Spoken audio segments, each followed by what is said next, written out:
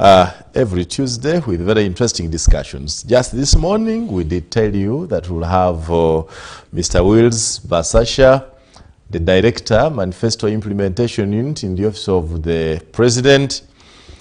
And I'm glad that my guest is already here, and I want to welcome him. Good morning. Good morning, Simon. Simon Rotaya. Wonderful. Good morning, viewers. I'm glad to be here, and I didn't know you are one of the few stars in the country. So if not the only one. Glad to have you here. The only one. Okay. Thank you very much. My guest is Willis Bashasha, Director. Willis. Bashasha Willis. Yeah. The Director, Manifesto Implementation Unit, Office of the President. Yes. A position that he assumed on July 5th, 2016, upon appointment by President Willis Bashasha. Bashasha is a distinguished public servant who has served Uganda both in civil and political service.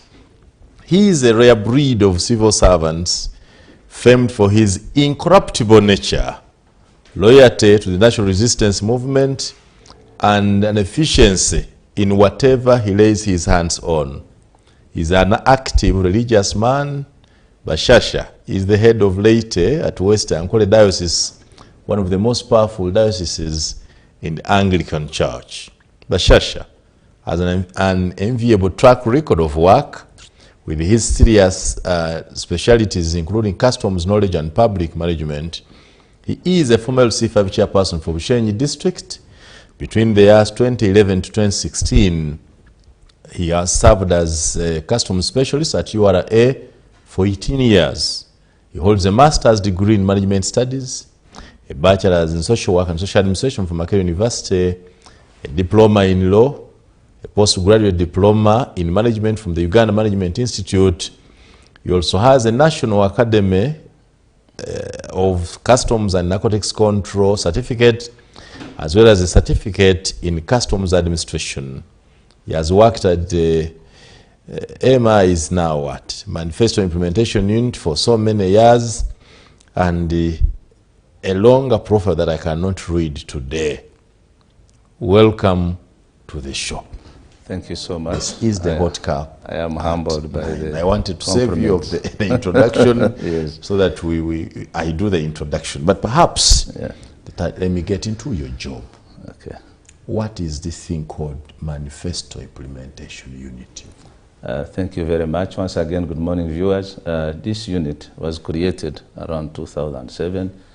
I think in the wisdom of the appointing authority, he wanted to have a unit which is within the public service that can interest itself in the way how these commitments are being implemented over time. The government had gone into multi-party dispensation, and I think it was very necessary that these commitments that are made during campaigns, they are seen how they are mainstreamed in the government agenda as part of service delivery, not only being mainstreamed, but also how they can be implemented, so that as we get into as the president and the party and the government gets into the next election, then there is something to talk about.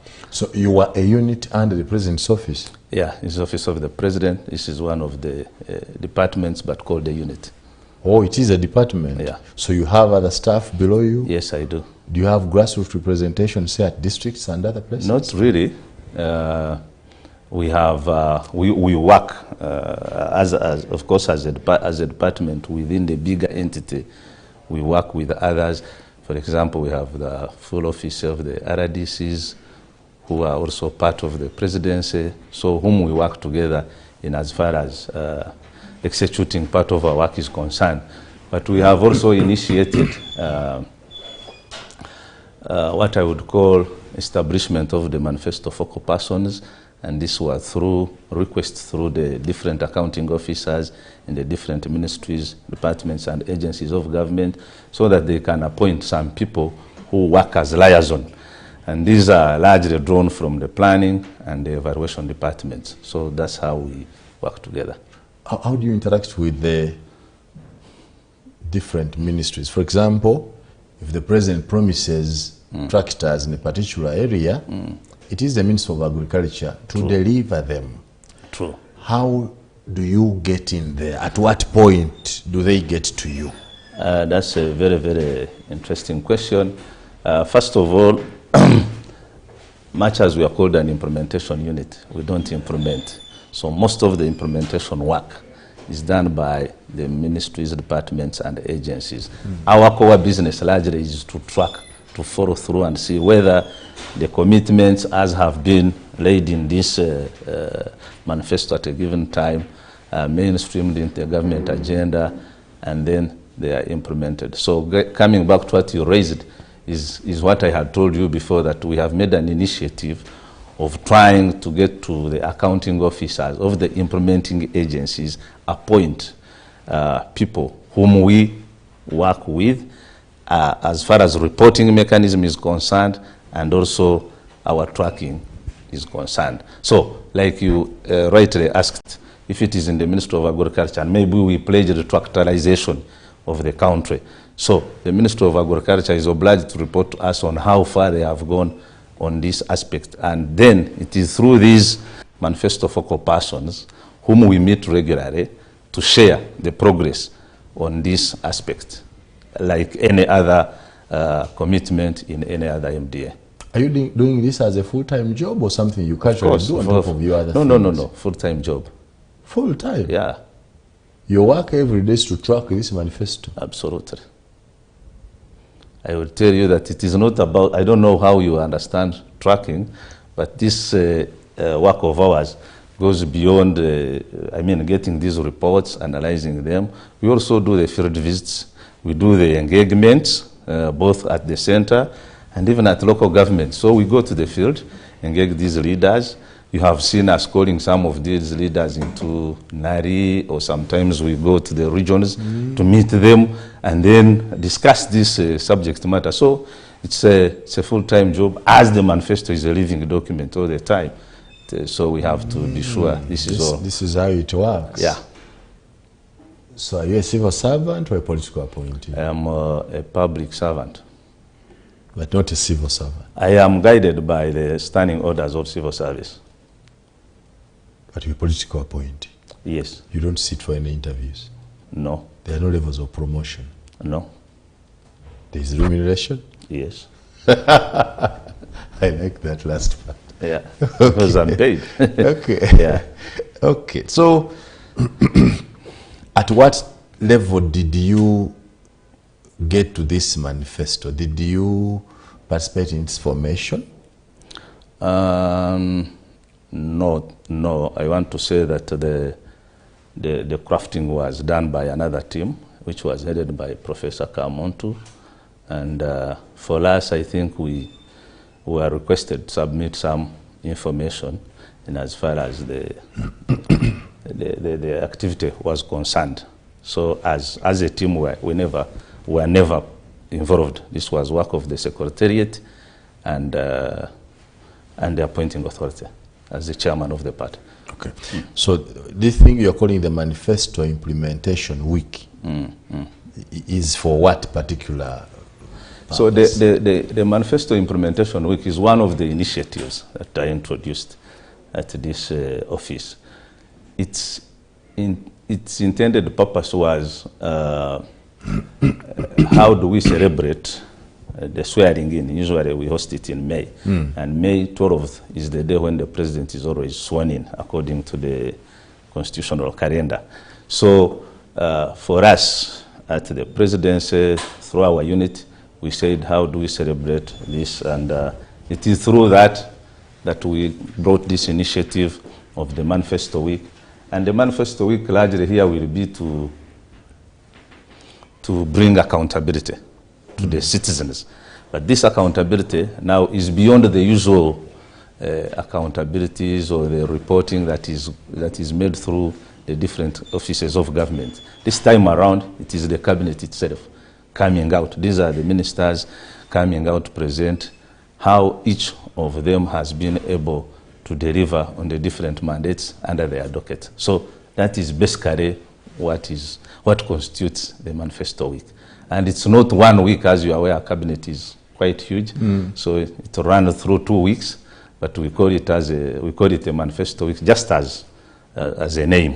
Yeah. So that's what it is all about. So the ministers now present to who? To the citizens, to the country. Where about? This is through a media interactive session we have at our conference hall at the President's office, or sometimes at the media center. We started at the media center, but when the program became much bigger, the media center could not accommodate us, so we decided to use the conference hall. And this is when we invite all the media and all the interested citizens. But you see, these TVs can send a message anywhere, whether you are in your sitting room in America or in Asia or wherever, they can get this message. So you ask each minister to come and explain how far his or her ministry has gone in delivering the different commitments under their jurisdiction. Is this government that committed to such things? What do you mean? Is it really mindful of such things? I am saying this is almost the whole term of the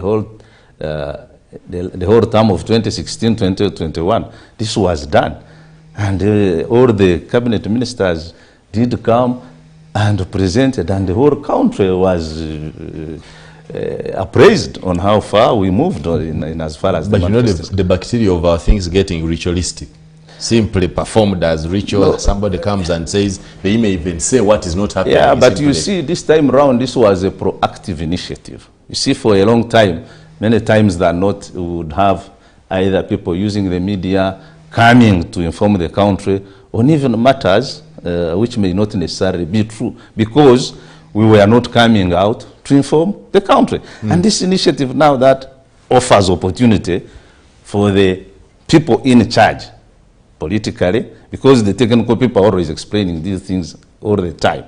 Now, the political supervisors this time around come it and give it what it takes. And after that, this information is also handed over to the media for further either scrutiny and dissemination.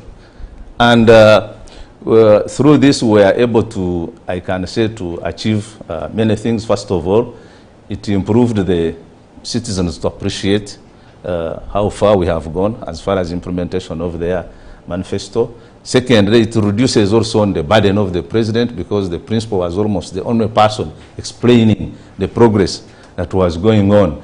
Thirdly, it also appraised you people, the media industry, on some data on how government has achieved on many things, because some of these houses were being visited by members who do not appreciate what government has done. Some were from opposition who definitely would not love to hear what is being said. So this time around, this is a proactive arrangement. You may call it a ritual, but to me, it is very, very critical for the government to come out and say, citizens, this is how far we have come. These are where the challenges, and probably this is the way forward on how we shall manage what we have not yet dealt with. Let us look at the element of citizen interaction. Yes. Which will be critical in giving you feedback. It's very easy for a minister to come and say, we have supplied the people of Kariro with solar energy. Right. But in the actual sense, out of the 1,000 people supposed to get solar panels, only 20 got. Right. A person in Kampala cannot know that. But only a citizen there will say, you have read 1,000, we received 20. In your process of manifesto implementation, monitoring, where does the citizen, at which layer does the citizen come in to give you the actual facts, so that it acts as a check on what you have in Kampala? The manifesto week, I can call it a culmination of various interactions that we have done. As we talk now, even before we go into the manifesto week May, we have already had engagements with all the local leaders, and we have been inviting them to Chankwanzi. Others we met them here in Kampala, others we meet them in their regions. So We have, I told you, we have this cadre of RDCs who are also under presidency, whom we work with. Now, these regular interfaces at our own levels and at different levels of the MDAs. Of course, they also have their own evaluation mechanisms on how they reach out on what has been done. So, through that, we do what I would call, through those engagements, it's like information and validation. Even now, like, let me give you an example. Now we are inviting leaders from Busoga up to Karamoja, whom we are inviting to Nari for this session. Now, this session, we have also invited the center, all MDAs, the performing MDAs, to go and deliver how far they have delivered on their mandates to these leaders. Now, through that, we will get a validation.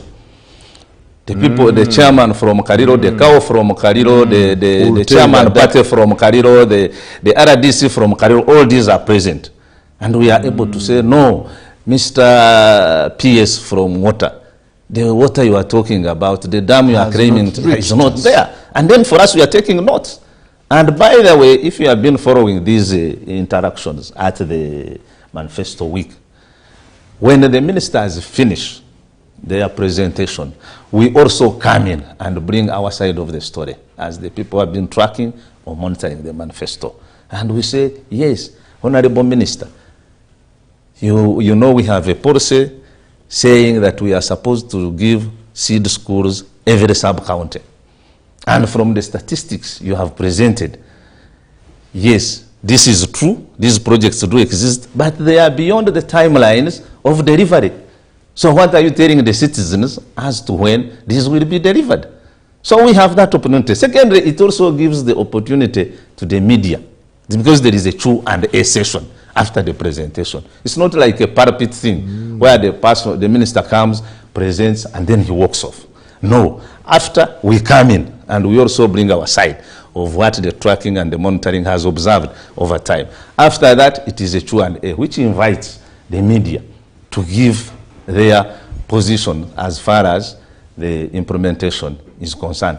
And then this data is also given, handed over to the media and anybody who is interested, because this is government information. And then from there, this can be subjected to scrutiny further, because after all, we'll be having, we have another year running until we get into another manifesto week. And that will not stop to say you, Moses, to say Simon, to say me from Kariro, like you observed, the Minister of Water said this, but I come from Kariro and I don't see it. You can write to me as the manifesto director say. Yes, the citizen can write to you. Yes, no, we interface regularly. He can go through the RDC. The chairman can. We have always received these complaints from our offices. The chairman come through. The RDCs submit reports regularly about what's going on. And even when we go down to meet these people, they also go through. You have also seen sometimes the office of the Prime Minister holding barazas, and some of these issues may come through.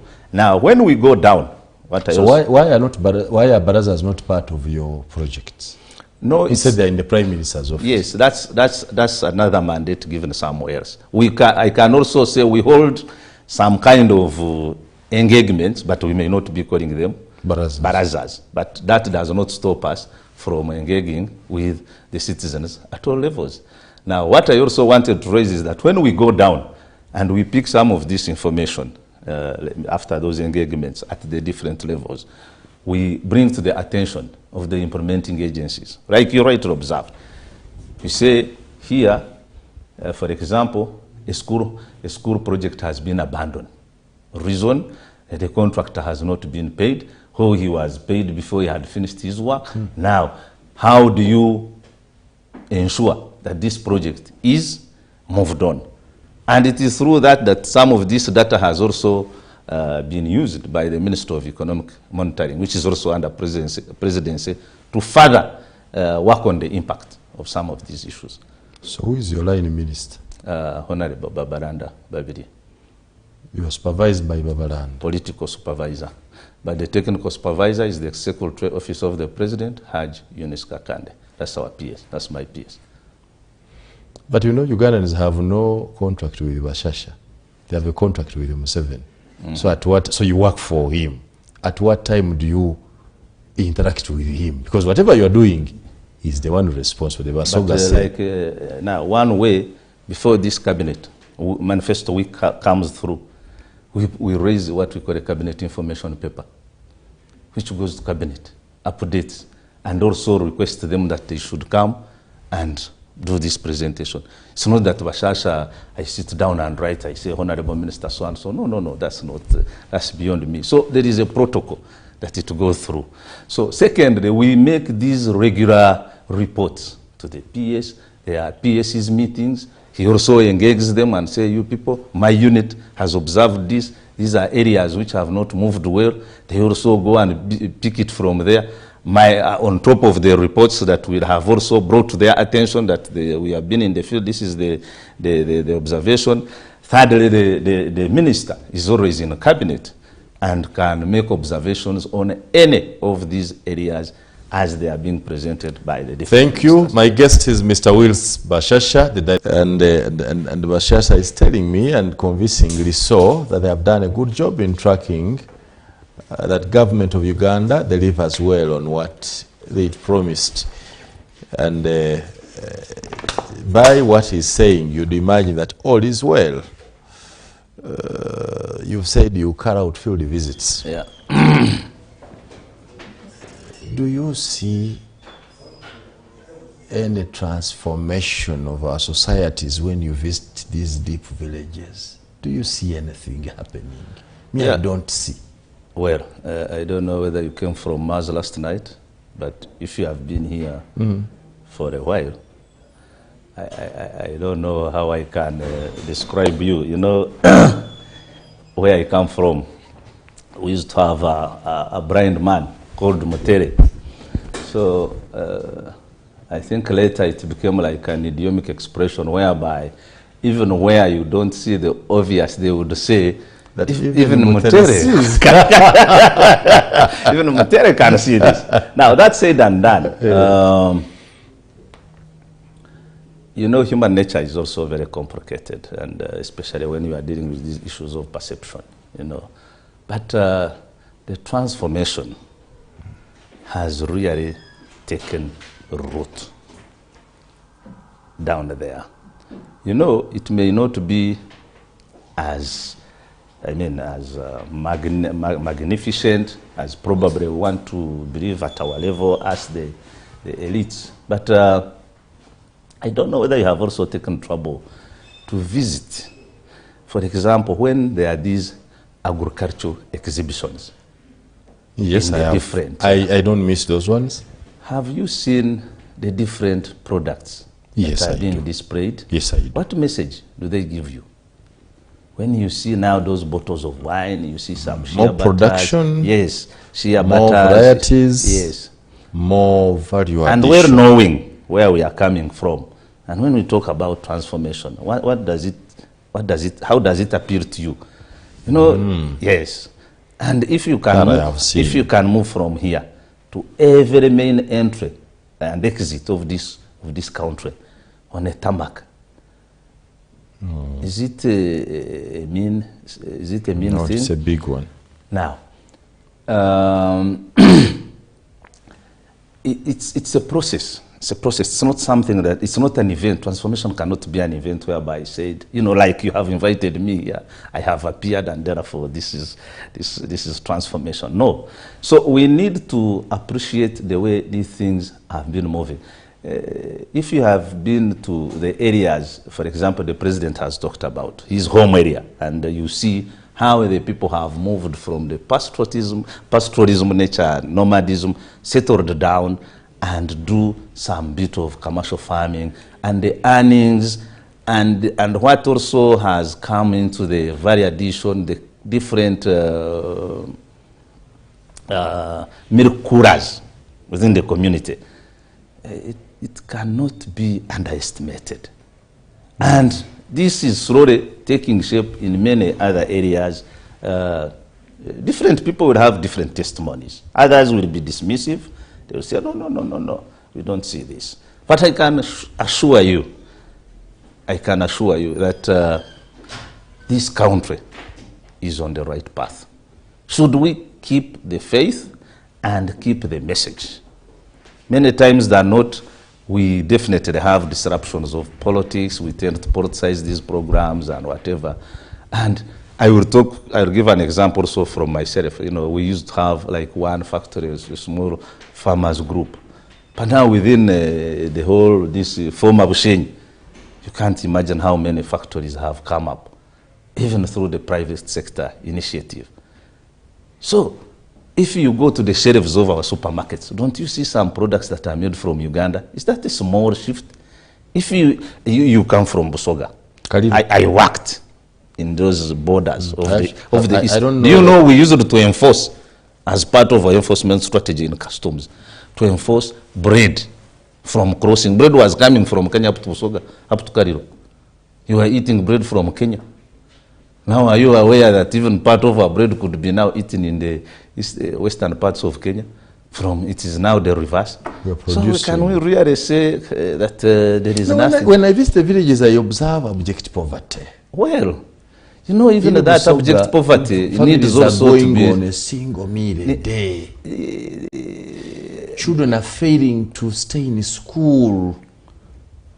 They cannot sustain their lives, Mr. Bashasha. I will say that's true. The health centers are empty without medicines. I will say that's true. But we need also to look at the extent. And then we also need to marshal the role of citizenry in national development. You know, the role of government, large and by, is to provide an environment where citizens can work and deliver.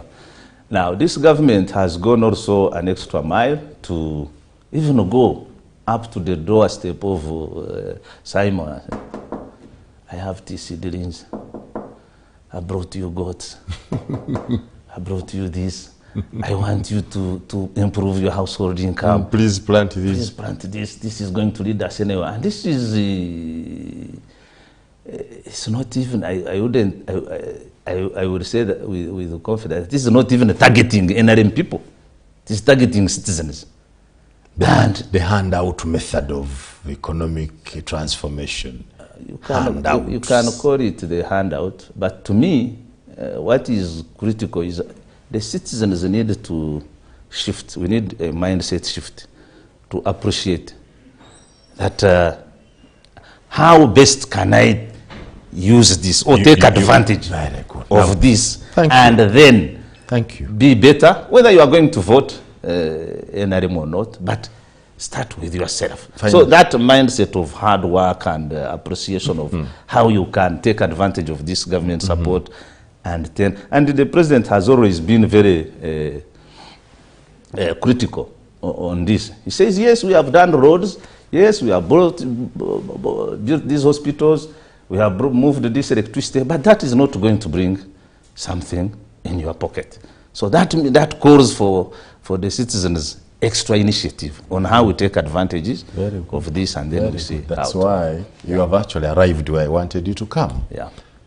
How do we prepare our citizenry? First, to know that it is their duty to keep pressuring government to deliver on its promises, but also to be able to make use of these government projects. Because you don't simply monitor manifesto implementation for the sake of delivering. You must also know how the impact of what has been delivered. I will give you an example of my district, Kariro, in 2015, under the NADS program. Trucks and trucks of coffee seedlings were delivered. But my area are not coffee farmers. You know what they did? They would distribute these coffee seedlings in their homes. Then the whole village collects all of it and what would be the rubbish bin. And they were rotting there, they dried up there. So while in your manifesto implementation, you are told that we delivered 1 million coffee seedlings in Kariro. The people collected them and dumped them. Why? They had given them something strange to their way of life, something they did not know how to deal with. They did not even see the gold in it. Now, this calls for preparation of the minds of the citizenry to to be able to make use of these projects. And it is a component that I think should be part of you. Is it anywhere? That's a good observation, and I will say that if you have read the National Development Plan 3, which at the moment is the framework for the planning of the country, there is a whole program called Mindset Change. And I think that was based on the research of observations like you are making here. But that said and done, are you happy that the citizens took that route also? No, I'm not happy. Yeah. I'm not happy at all. So that now invites into another question, the leadership question. So maybe the government could be well intended, but somehow one of the factors that would facilitate the success of these issues is lacking. And that could be the leadership issue. Now, that's why I want Bashasha to advise the man at the top to know such things. I think when we are in some of these engagements, we bring in some of these people who are very good on some of these subjects on how we can, leaders can help their people in trying to appreciate what, on how they can make advantage of the different deliverables that government is making. So you see, the challenge we have, like you rightly observed, is that if we become leaders and then this leadership becomes like job positions, because many times than not, when I'm sharing with my different colleagues at that level, the question is that if you, by the time you left your home, say Moses, you want to offer yourself for leadership, what exactly is on your mind? Are you seeking a job? Are you seeking employment? That is only asked in one region, in one part of the country. So these are I think this is something we need to start appreciating for those who hold leadership positions and say, I have been a leader here. What has been my contribution? As an experienced journalist, I can tell you that only one part of the country, and that's Western Uganda, asks that question critically. That Bashasha, what do you want to do for us? In the other regions, simple handouts like sugar and others are enough. That question is asked after we have voted, not before. So I think even you, as part of the media, as part of a citizen who is enlightened, who is exposed, I think we can start mobilizing our people to ask some of these questions, so that we are able, even if we haven't gotten there to say this is the kind of leader we want, but so that those questions can keep knocking, even when these people are still in offices, that I am here. Why am I here? Was I looking for a job? Some people, you know, when they are campaigning, they are not even shy to tell people that, you see, I want this office, I will be here for a while, then as I continue somewhere, these offices are not tree sheds. So that is the challenge we need to throw to our... Allow me be here for 5 years as I continue. Yes. So we have to, you know, put pressure that all this, and when, for example, if you analyze the local governments very well, and the president has been saying this most of the time, you know, if you took the technical side of things, they can coordinate and account whatever we want to do at those levels. But the bringing on board of the elective side is to take into account the interests of the people. And that is very, very critical. And then if you are offering yourself for leadership and you don't know these dynamics, then somehow, somewhere, these are the contradictions that get along. You'll get here and then you start, your focus is something else. And then, because I have seen the same issue you are raising. If you now go to these parts of Nakasongora, Nakaseke, even in our parts of Chiruhura, Nyabushozi, where coffee was alien. This is where cattle growing, banana growing was alien. But go there now. People are doing this, and now that has become part and parcel of their income, extra household income. Your cows, yes. You can also have the coffee. And you can also have the banana. You are even lucky the cows can even give you the cow dung, which can be used as manure and can help on the other side. And I can assure you, some of in the future, the coffee producing regions will be very different from the non-traditional producing, simply because people have appreciated that this can make a difference. And to me, leadership there is very, very critical as a factor. And I don't want to answer for that. Okay. Yeah. I think we agree to some extent. Well, thank you. That preparing the minds, that mindset change, when people say mindset change, it also becomes tricky that you want the citizens to change their minds when yours is wrong.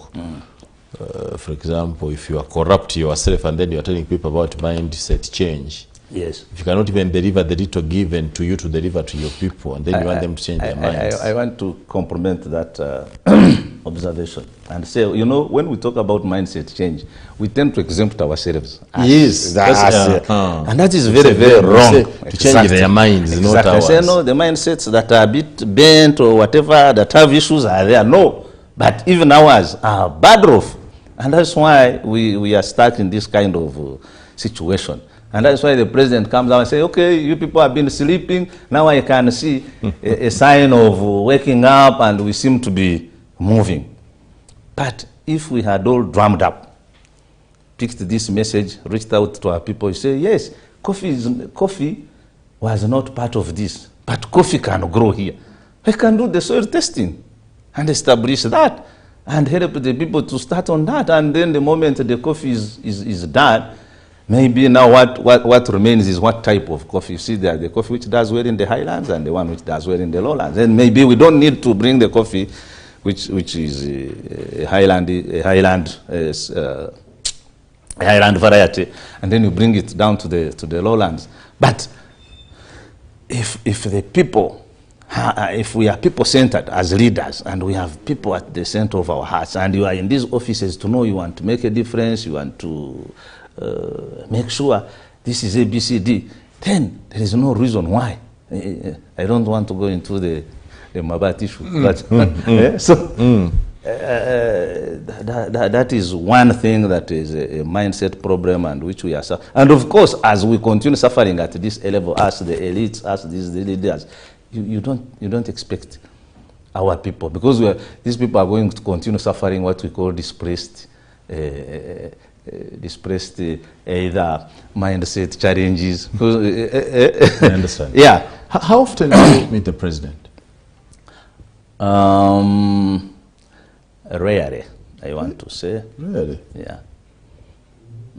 Really? And you think you can still work without meeting him regularly? Well, I still deliver. I have no complaints about that, because I understand the business of my mandate. I am working, I have a technical supervisor, I have a political supervisor. All these reports end up, maybe as we talk now. What I'm finding strange in you, Bashasha, is you lack the sycophancy of Mr. Museveni, because everybody I've hosted from government, for every 5 words they mention, the thing they mention is Museveni. For you seem to be unbothered that with or without him, you can do your work here. I don't understand what you mean by that, because you are not overseeing him. The president appoints you. He gives you a responsibility. And the responsibility is probably well described in the job description and the mandate of the business. Now,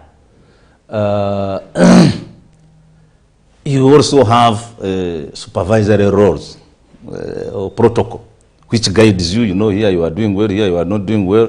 Maybe there are gaps here and whatever. So, why is it that you are emphasizing this point of meeting the president? Because the norm here is that for everything you do, it must be for the eye of the president. They are just very few. The eyes will be in the results. Yes. Yeah, the eyes will be in the results. He has a way of how to know. either Bashasha is performing or not performing, and I don't know. The only norm here is crying out every time you over-mention the name so that you call out so that he's able to know you are working. Yours is a different model that you seem to, for as long as you are comfortable being supervised by Babaranda and Yunus Kakande, and it ends. No, that's the protocol that is established as per where I'm deployed. You understand? And you were comfortable keeping there. I don't know what you mean by this, Simon. Because what I'm telling you is I'm saying I have a responsibility. I have a responsibility, which I am doing. I am happy because I deliver on my targets. Whenever I need consultancy on technical matters, further beyond my whatever, I have a technical supervisor with my PS. If it is a political, I push it to the whatever, even if it is for the attention of the president. Still, I would have to go through my minister to present it. So I don't know whether the physical meeting, yes, we do meet. We do meet. Sometimes when my minister calls me for cabinet meetings, if there are other engagements like in these zonal meetings, we meet. But that interaction will also be aligned to the business at hand. That is a strange model. I don't know why you are calling it a strange model. I thought this is a model that applies to everybody here. Yours is a strange model. I don't even know you will stay long in that office. How long have you been there? Is that your interest? That I stay long? How long have you spent in that office? Of course, this is my second term. I served in the last term. 2016? Yeah, 2016, 2021. So I'm around 6-7 years. Oh, yeah. You have completed the term and you're into another? Yeah. I'm talking about the political term, but the contractual terms are different. Okay. Yeah. I'm surprised because I did not know. Of course, here the order I'm used to. But what is it that you know that is different from No, what I know is that I don't know what you are pushing. Are you trying to put me on a collision course with my president? They keep hiding, by appointing authority? They keep hiding their inefficiency in calling out to the president all the time. The president, Mr. Museveni. Like you have said, let your results defend your job. The other way is the other way round. Call out the name of the president so much, even when you want to steal, you are corrupt within there. As long as you mention the name of the president, label your car with his image. I will not talk on behalf of others because I don't know whether you are not giving me examples of those who have come here and presented different models. I also love this job. I also like this job. If I give you examples, you will not find me at But I've just admired your model. That what is important is that a task is given to you. Yeah. Your mandate is specified. Yes. Your deliverables are specified. Exactly. There is a protocol of supervision. Yes. You are safer keeping there and allow not safer. Well, the safety issue would be like leaving to your assignment. It's not about safer. Yeah? It's about, I don't want you to say as if I am trying to create something. You know, no. You have ably described the whole scenario. And the question is, do you live up to that? That's the question. That's it. So it's not about safety or no safety, no. Yeah, it's not about safety or no safety, no. The issue is, you have described the well, job description is clear, deliverables are there, the supervisor is there, and they are open. So what is the problem? Looking at the 2021-2026 manifesto in particular, how far have we gone? Okay. Thank you very much. I think we are now in the second year of the term. And I want to say that we have not moved well according to our expectations, because by now we should be moving towards achieving 50% of the targets of the deliverables. We are not there. In fact, my assessment gives me like around 12% performance. And I will say this, that the first year into the term had its own big challenges. One of them was the government was transitioning the architecture from sectoral planning and budgeting to programming architecture of budgeting and planning. And this definitely required a lot of planning and a change of many things. And definitely that meant changing the lenses from the sectoral to program approach. Secondly, you know, we're also recovering. We had the global effects of post-COVID issues.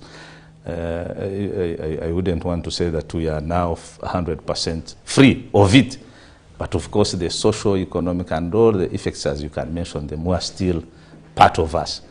So that, and Uganda being part of the global economy, we cannot say we are immune or safe from what other people were suffering from, and they also impacted negatively on us. So, and naturally, the first year is always for planning.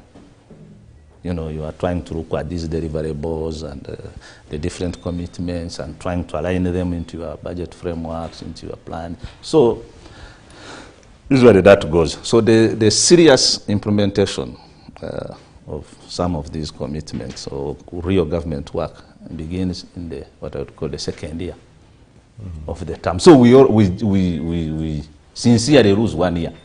I would say that without fear of favor, that we sincerely lose 1 year. This, in terms of political calendar, the 2 years are gone into the term.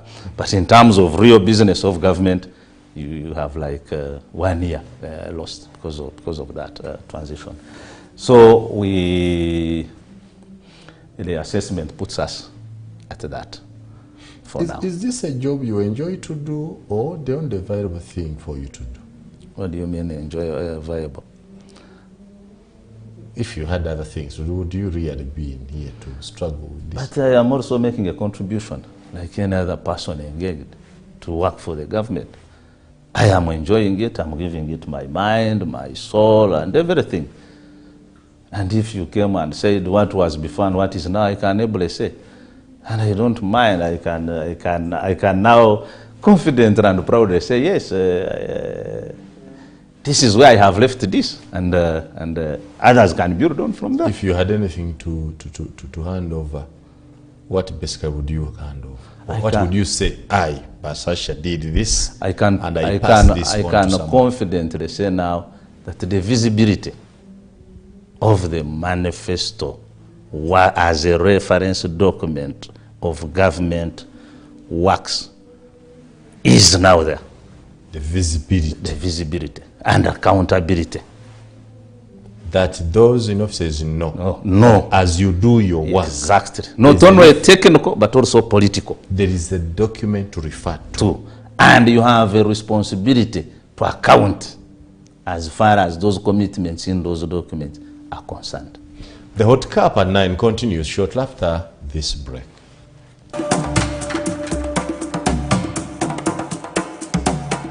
This is Hot Cup at 9 with Sir Simon Muyanga Lutaya.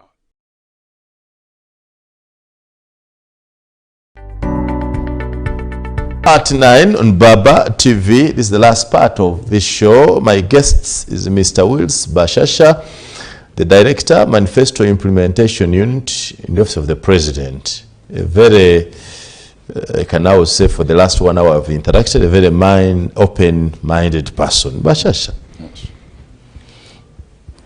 In having this manifesto successfully implemented, you need every Ugandan. Absolutely. How often do you interact with political parties or their leaders? Why? Each of these political parties presented the manifesto to Ugandans. While this may have been chosen, the others could also have 1 or 2 issues to pick. Or you may have a duty to sell this to them, to tell them that while you have yours, this is superior. How often do you interact with them? Or how do you bring them on board? Thank you very much. Like I said, you know, that's the work of the politicians. And we have a framework for that. It's something called iPod, which is responsible for bringing those different players in one, and they discuss. And they discuss politics here. We are talking about. That's what I'm saying. Because at this level, this document is already adopted by government. It has formed what we call the blueprint for the service delivery.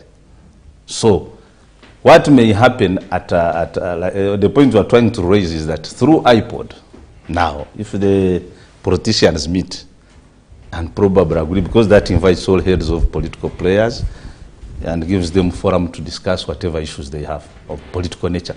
And it is through that that they can present their concerns, because there is a representation. Even the president, who is also chairman of our party, attends. And if he has ideas he has picked, he can bring these same ideas to cabinet. Cabinet discusses them, and then they are given a policy position. And the moment they are given a policy position and they are subject for implementation, we should track and say, hey, the president pledged this and this, or has brought this new. You have seen what they call presidential directives. So it can also be part of the delivery agenda, and it's tracked. There's no harm.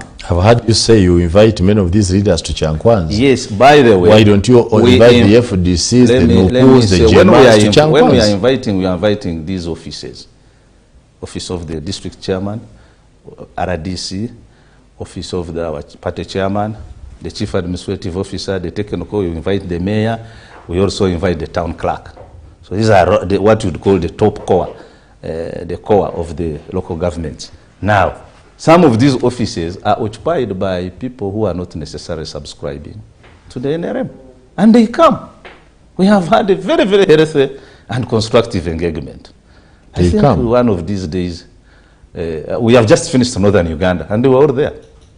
The other time we had, I think at the beginning of the term as early as January, we had, at the beginning of the financial year, we had Central and Uganda. And these people were present. And they put up their concerns as far as the implementation is concerned. The same applies, because this is where we have many of these people occupying some of these offices who are not necessarily movement people. And because now at the moment is how are these services delivered to citizens. And it is important, whether you are in a position or what, to make sure that the services are delivered. Because it will be that will be one way of how you'll go back to the citizens and say, you lacked water here, and in our district planning, we agreed to have water, and water is here, has been delivered. It is also incumbent to say whether the engineer is doing the right things on the constructions of the infrastructure that is going in the district. That's leadership. It's not party thinking. That's leadership. I want to believe you have moved almost all over the country. Absolutely. By nature of this job. Yeah.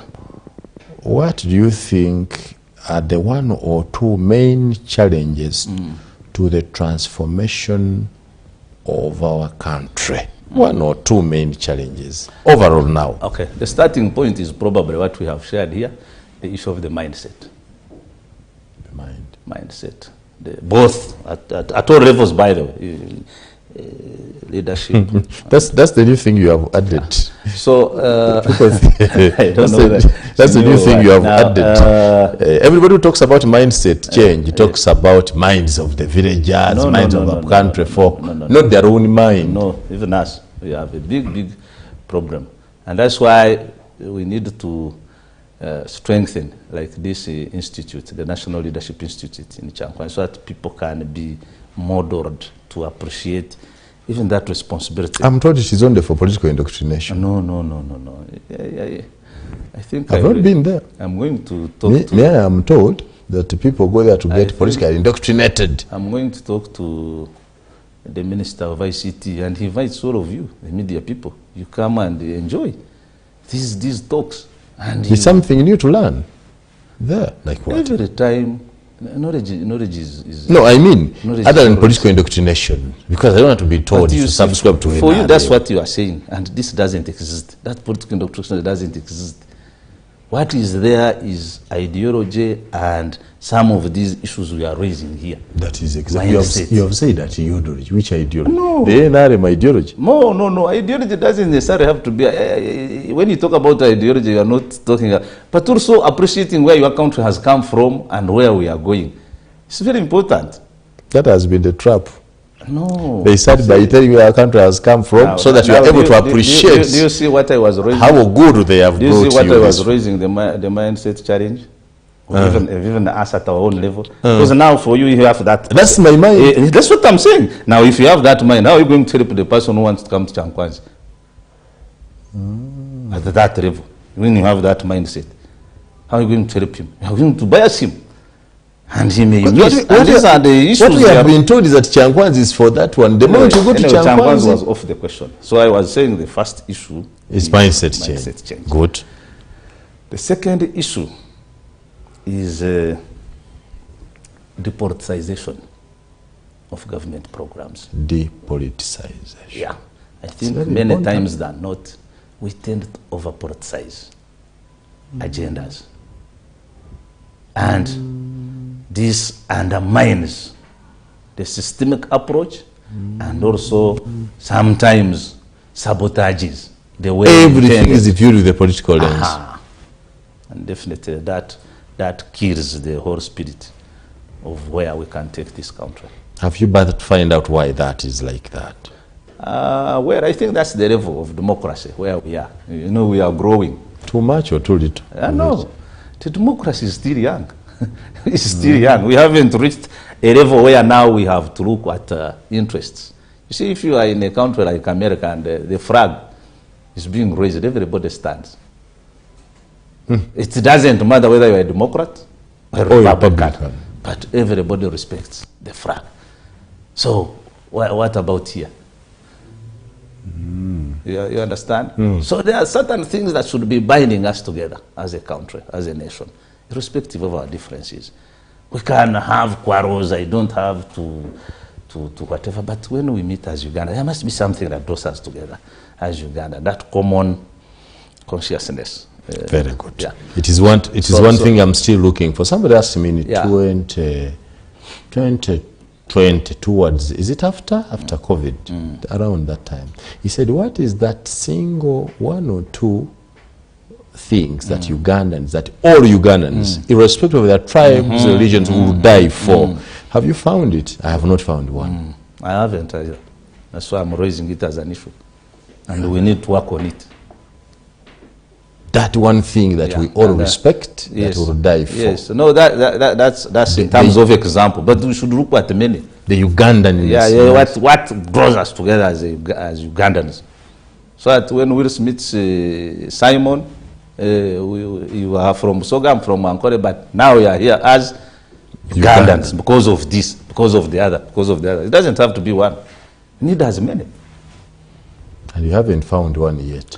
For me, not yet. Maybe for you. I haven't. And we'll keep in the struggle. So those are the two areas I could give for now. I think that's very brilliant. The depoliticization of everything around us, every program, every... Yeah, because I have seen it in many examples. Even in government service delivery, you have challenges of borders. Then you want to introduce a system. No, these are our voters. Don't touch. Then you have another area where the position, even when something is good, they say, that doesn't work. So even before they have listened to it and assessed it. Even when you see that this is okay for the citizen, but because they know it will give either the ruling government a score, they will dismiss. So to me, if we could separate politics from development. Do you think... I have told you our democracy is young. We are growing. Maybe some of these things will outgrow us as we get more, as we grow. We may be there, we may not be there. Okay. Yeah. What do you think is going to accelerate the implementation of this 2021-2026 manifesto? Now that we are at a paltry 12% in your assessment, how would we run faster in the time remaining? Of course, we have not picked, and I think one of the beauties of the Manifesto Week will be picking the challenges as they are presented by the different implementing agencies. And it is through that we can build an informed position on what next, either for the party executives or for the government executive, the cabinet, for further consideration. So what is lined up for this Manifesto Implementation Week? What do we expect? So the Implementation Week largely will be inviting the members of the cabinet to present. They will come with their teams, technical teams, under them, agencies under them. If you are inviting the Minister of Works, we expect him to come with the UNRA, Civil Aviation Authority, and all the other agencies under him. So as he's addressing this subject matter on how far we have gone, maybe we have commitments in air, commitments in rail, commitments in water, commitments in the roads. So when it comes to those issues of Q and A, this is where now the key technical people come in to supplement. The Civil Aviation Authority has indicated to us that the amount of export volumes is quite impressive. Yeah, because last year you can now add on your reasons for transformation. One area slowly. And now you have me finally waiting for me. So for the Manifesto Week, we'll have on the 12th. That's when the day when the president is sworn in. So we'll have a press conference, a presser, by the Right Honorable Prime Minister who will lead his government, and the Right Honorable Secretary General. And they'll be hosted by Minister Honorable Mereba Baranda. They'll give a presser on the giving highlights of the achievements so far from a government and party perspective, and then they officially open for the cabinet ministers present, which will start on Monday, 15th. One of the other things I wanted to know was how you fit in with the Secretary General of the party, because this is the NRM manifesto, the custodian of which should be the Secretary General. But again, you don't sit at Prot 10 Chadondo, you sit elsewhere with Babana. Willie has part of my mandate in the appointment notes is to liaise. So we are always in touch. Like all those engagements I've told you, whether at a local level or at the center, we make sure that the Secretary General's slot is always there, if we are at a national level or at the center. Now, when we are, even with, like I've told you, we invited all these local leaders, wherever we are meeting them, the Secretary General will always be informed. Because we also invite the party echelons, leaders at the district level. And for us, the biggest interest is how the leadership can be focused and have teamwork as far as this responsibility is concerned. So we do engage with them closely. And in case they want any data on anything related to this matter, we always avail through the minister. Good. The manifesto is a broad document. Yeah. Many things. What are the 1, 2, 3 that you are putting main focus on for this particular 2021-2026 manifesto? I think there are 5 thematic areas, and one of them is about creating jobs and wealth for all. This is where the biggest focus now is. And creating wealth and jobs for all. And it is the one which has the highest number of commitments, almost 231 compared to others. What do you mean by commitments? When you say 230, how these do you quantify them? By quantifying them is by counting how many did we say we are going to do. This is what you do.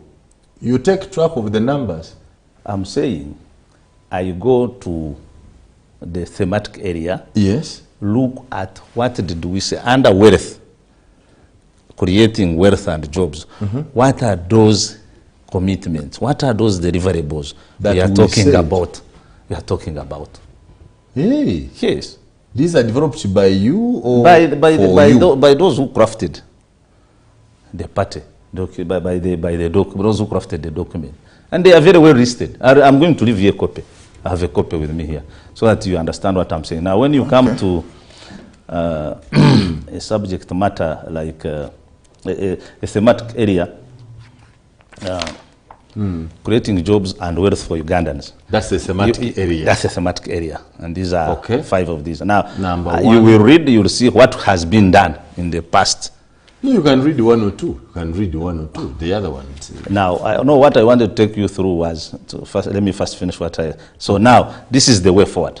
Now, way forward highlights what we are supposed to do in line area. Exactly. And those, when you total them, they come to that. So out of these, we go seeing what has been achieved, what is in the pipeline. That's how you arrive at percentage Exactly. success. Exactly. Because there's no way how else I can be able to quantify them. Some are, manifesto largely is sometimes, I can say, no, not only voluminous, but also like 90% qualitative. There are statements which are qualitative in nature. Yeah. So, but we have a way of how we go trying to customize them and see that they fit within this score, that kind of It's stuff. interesting to know. So you will know that under, say, import substitution, we intended to increase production, and out of the 10 things that we import, we reduce them to 6. Or you can see that there is a policy direction in that matter, which has been made. And like you say, some of the other areas which have been done, you can tick. This one, I think we haven't gone there, and it remains. We give them different color shades, depending on how achieved, on a track, and probably those we have not touched. But you also need to know that this is a 5-year agenda. So maybe different implementers prioritize them, have different priorities depending on their budgeting and planning. So they must be spread over the 5 years. It is a highly organized system. Well, I take the credit, thank you. It looks organized. I'm surprised. I did not know that. It looks... I'm going to invite you to come and visit me. And visit. we are also creating a digitized platform where the reporting mechanism will be much faster than waiting for these delays. So if you are implementing, track it and yeah, very fast. So that if you are in the Ministry of Water and this one is delivered, you just key in, and for us we can be able. How do you navigate through this corruption? Widespread everywhere. How do you... No, you see. Or you eat with them. There are only 2 options. You either fight them or you eat with them. I don't. Can you redefine your question?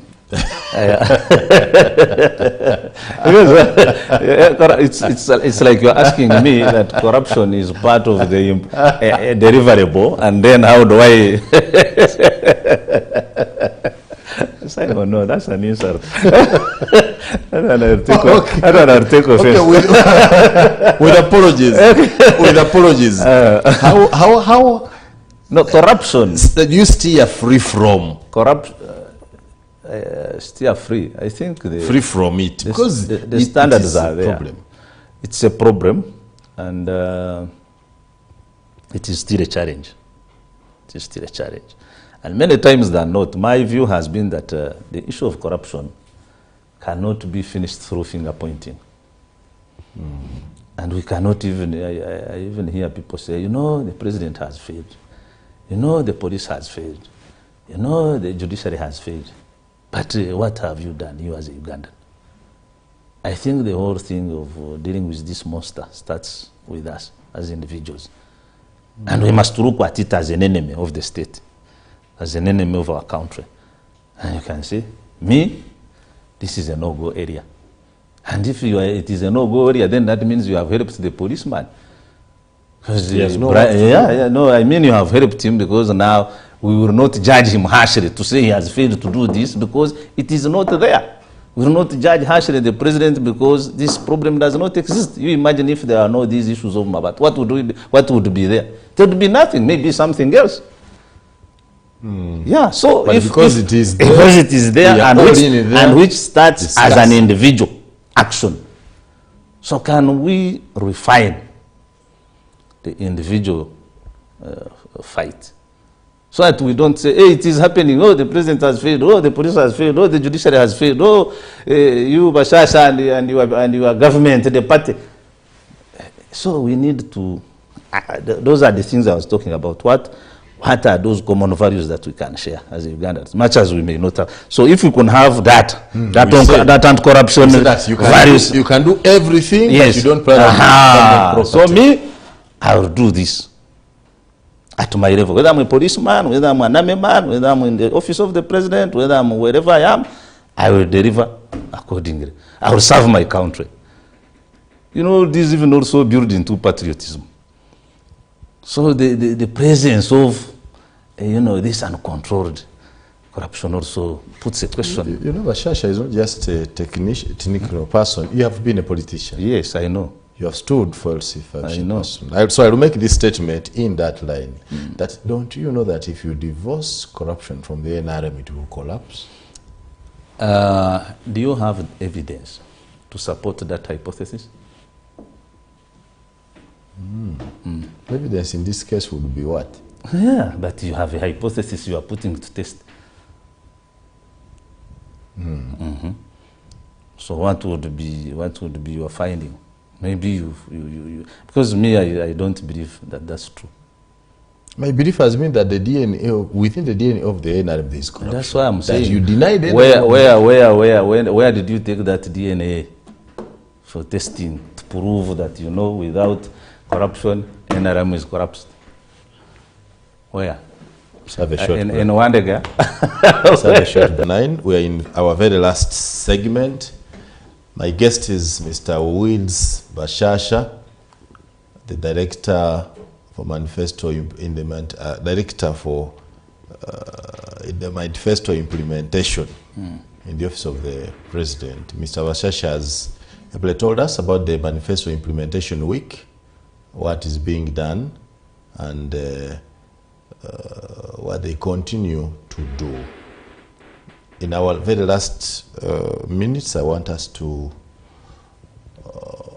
look at what next after these 2 weeks. What next?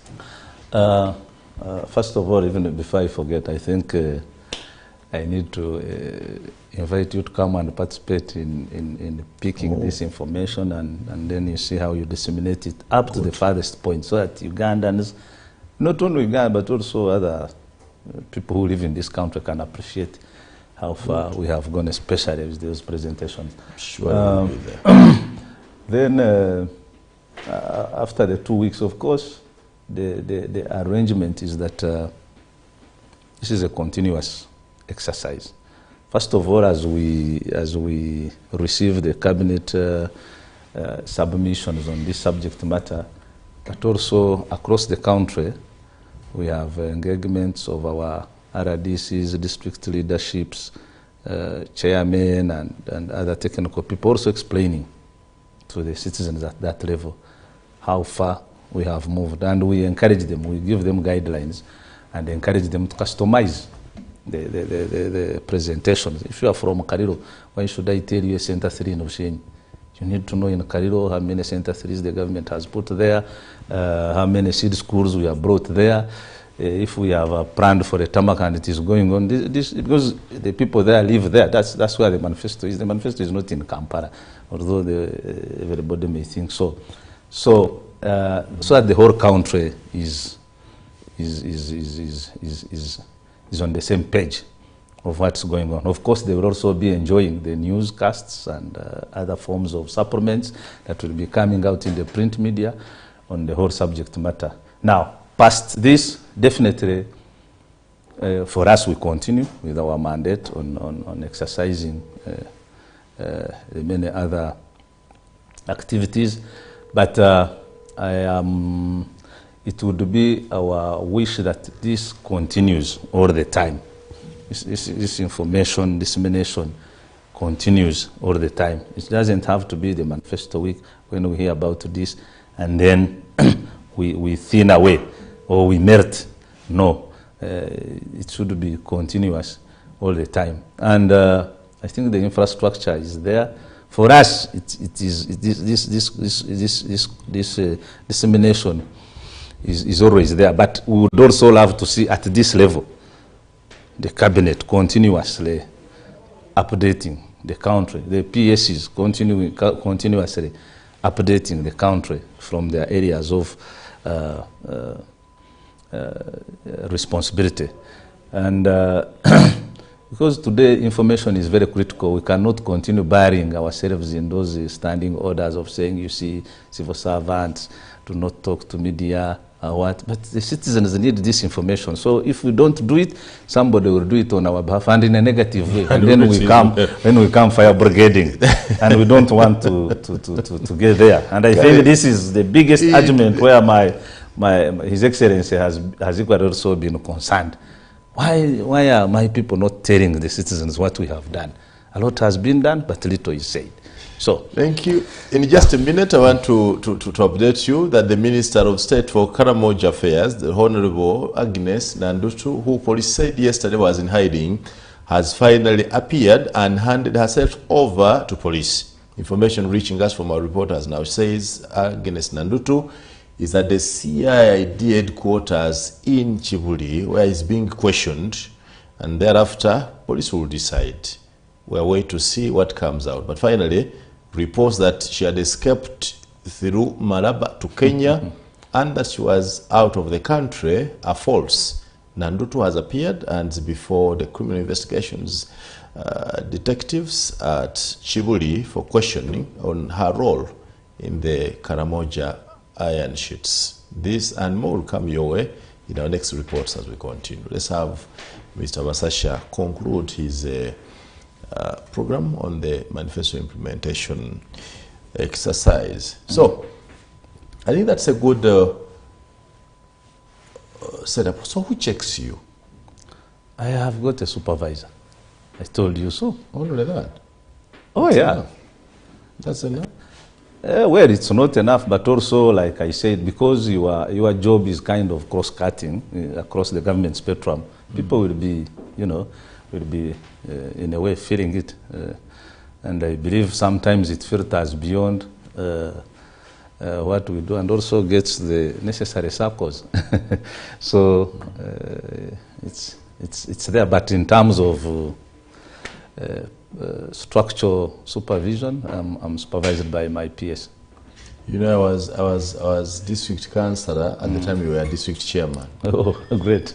I remember something called the unfunded priorities. Yes. Who is funding your activities? No, the funding, that's why I say the funding comes through the same financing of the Office of the President. So we are there. So all of these activities you undertake, yeah, your field monitoring exercises, exactly, your staff and yourself, yeah, are funded under the President's Office? Yeah, through the budget framework. Are you sufficiently funded?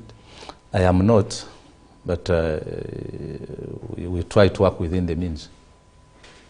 What more do you need? What more do you need? What is it that you think I believe that, especially on the issue of publications, publicity, I still believe there is more. And my interest would be now how I can take the visual,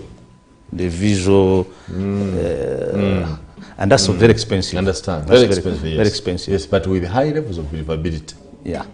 So if I got sufficient funding, that's the area I would commit more resources, engage the responsible people, the media industry, and whoever could be talented in that industry to go and capture the message as is, and we bring it to the citizens and they watch and they're able to appreciate. That is my wish. Someone has teased us and said, you know, in upcountry there, somebody stands on one of the very good roads that have been done under this government and asks, you know, government it called Dechi, but he's standing on the very road that the government has done.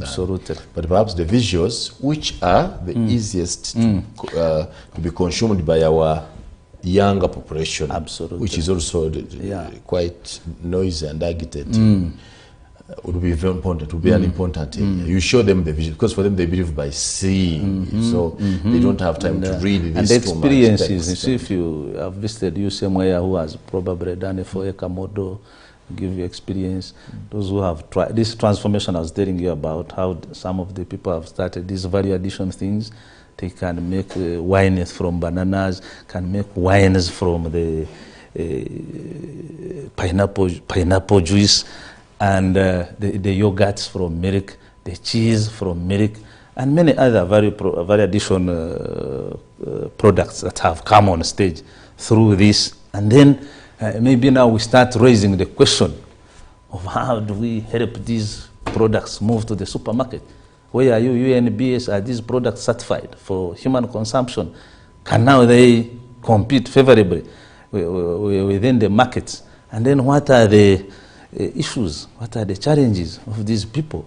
You know, they tell their story. And then these can be more touching stories that can really tell that the country is on a path do you really believe agriculture can transform our country? Yeah. Because much of what, when people are showcasing what we have done, they show things like these ones, poultry, livestock, crop growth, and the rest. Do you think it can really transform us? Yeah, as from a foundational point of view, it can.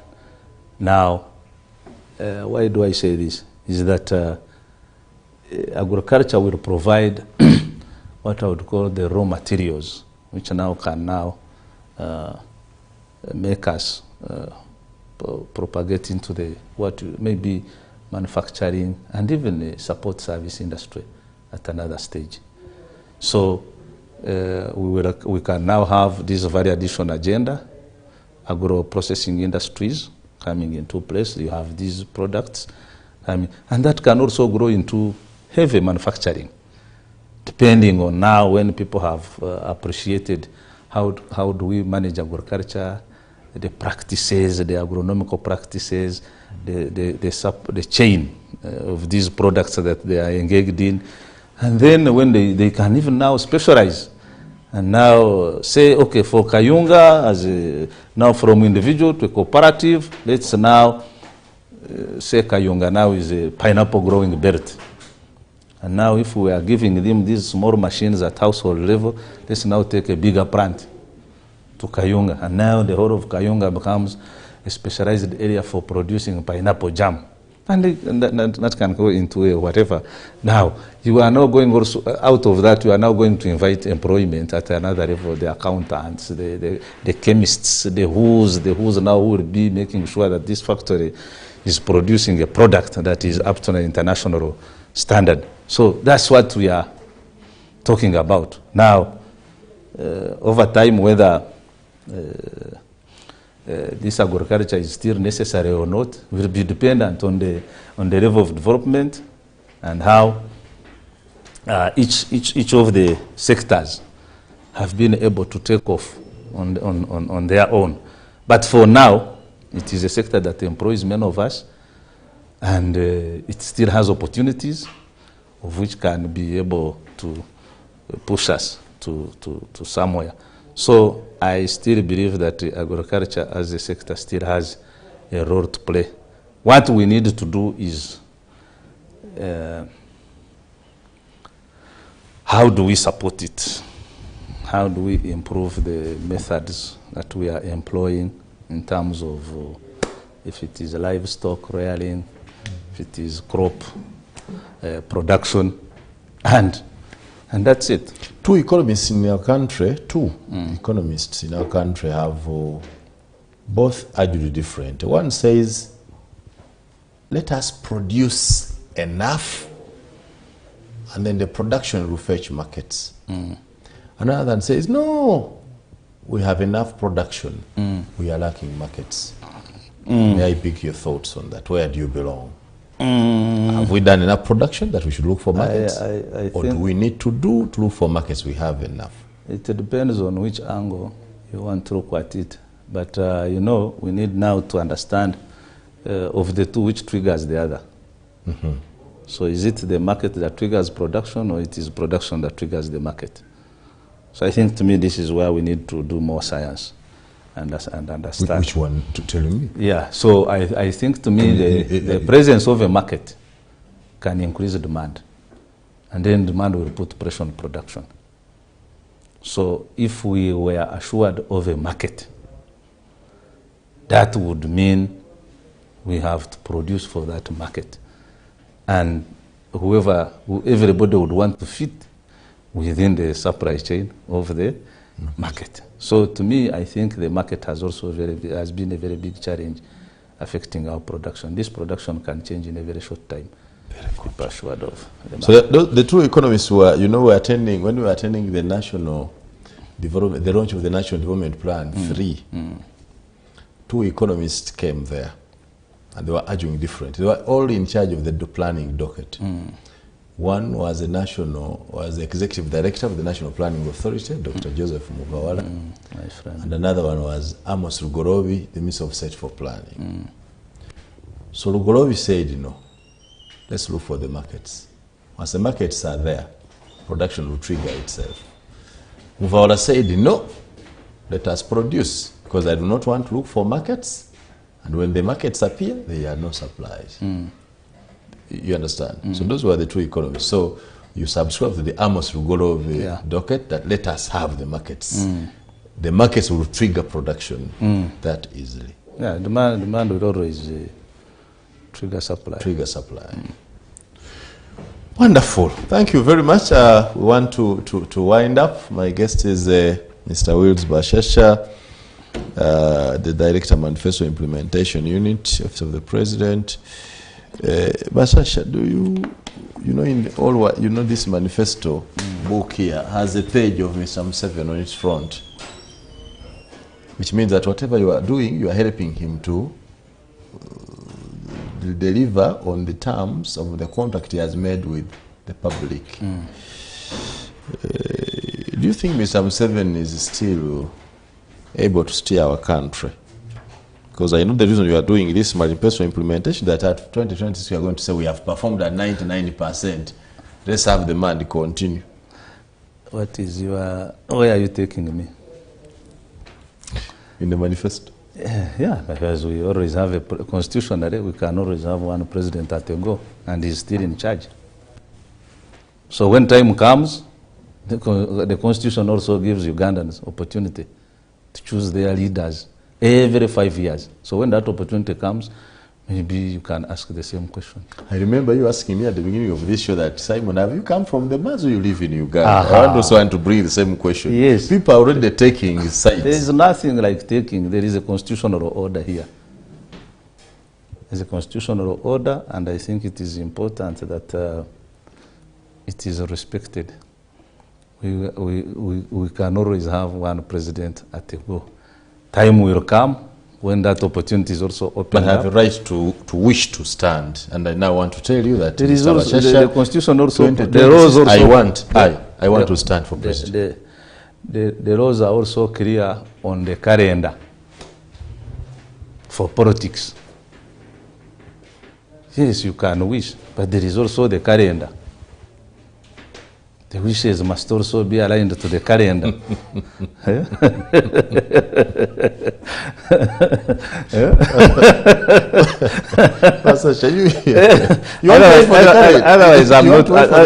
I'm not here for politics, but I know that there are laws in this country and they are working. You're implementing a political document, and you say no. You see, like it's a political document. This document, when it crosses over, it becomes a blueprint for service delivery. Our biggest interest is to make sure that these commitments that were translated at that level are delivered on. That's all. That's what you're doing. And that's what I'm doing. And I'm very passionate.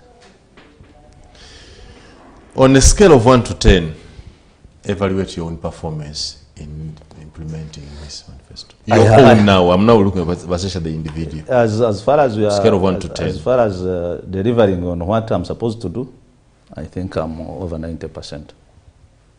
Oh, yeah, over 90. Yes. No, if you see, if you are talking about me as a director in respect to delivering on my mandate at that office, that's where I am. 90%. Yeah. You see, this is a different matter. Yeah. 90%. I'm saying me at that office. You have done Yes. what you are supposed Exactly, because we have to do. we have outputs, we have work plans, and they are followed. And if you came and asked us, we'll tell you that yes, this is ABCD, this is where we are. And part of my being here is that you cannot so score me.